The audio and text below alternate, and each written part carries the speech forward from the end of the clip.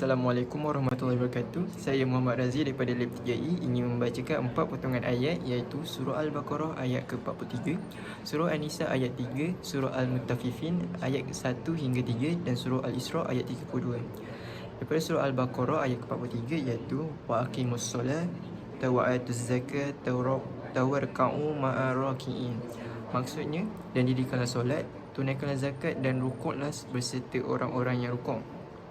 Daripada surah ini menceritakan tentang ayat ini yang ditujukan kepada ahli kitab untuk mengerjakan solat 5 waktu bersama Nabi Muhammad SAW. Serta ahli kitab ini diperintahkan untuk mengerjakan zakat dengan menyerahkannya kepada Nabi Muhammad SAW. Serta Allah juga menyuruh ahli kitab rukuk bersama umat Nabi Muhammad SAW. Kefahaman daripada ayat ini, kita hendaklah mengeluarkan zakat bagi mereka yang mampu serta menjadi orang mukmin yang baik dengan mengerjakan solat 5 waktu. Surah seterusnya adalah surah An-Nisa ayat ketiga. Bismillahirrahmanirrahim. Wa in khiftum alla tuksidu fi yatama fankihu ma taba lakum minal nisa minal nisa'i masna wa sulasa wa ruba'. فإن خفتم ألا تعدلوا فواحدة أو ما ملكت أيمانكم ذلك أدنى ألا تعولون.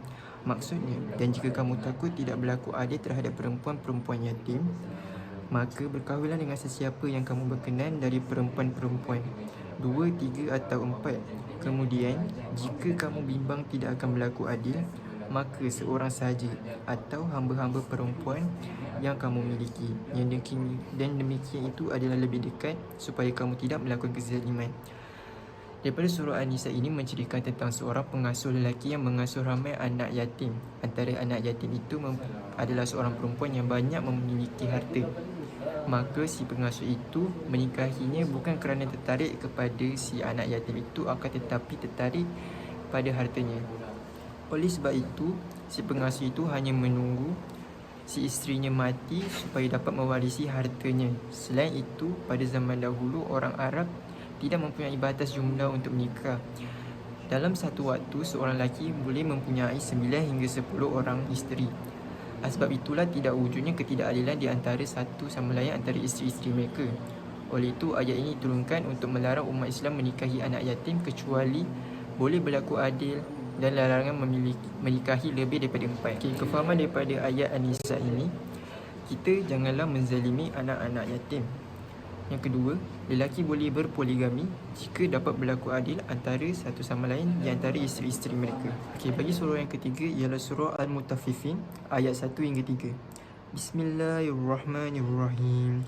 Wailul lil mutaffifin allazina iza ta'alu 'alan nasi yastafun wa iza kaluhum aw wazanuhum yuhsirun ala yutun ulaika annahum mab'usun.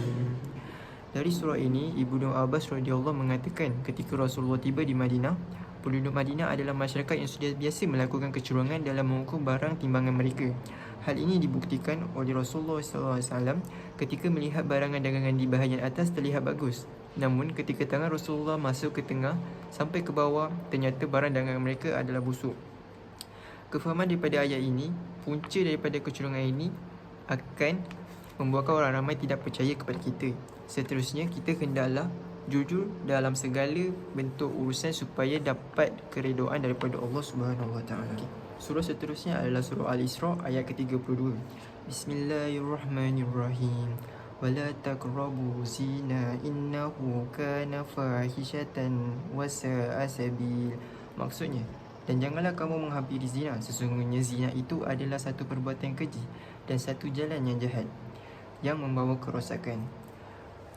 Pada surah ini, pada waktu itu ada seorang pemuda yang datang kepada Rasulullah dan meminta izin untuk berzina. Sontak dengan tegas Rasulullah pun melarangnya.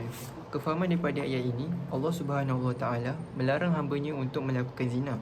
Yang kedua, zina adalah perbuatan yang keji dan akan mendatangkan keburukan kepada si pelaku. Yang ketiga, Islam adalah agama yang sangat memahami manusia sehingga mengutamakan tindakan pencegahan untuk menyelamatkan diri daripada terjerumus kepada kerosakan. Sekian, terima kasih.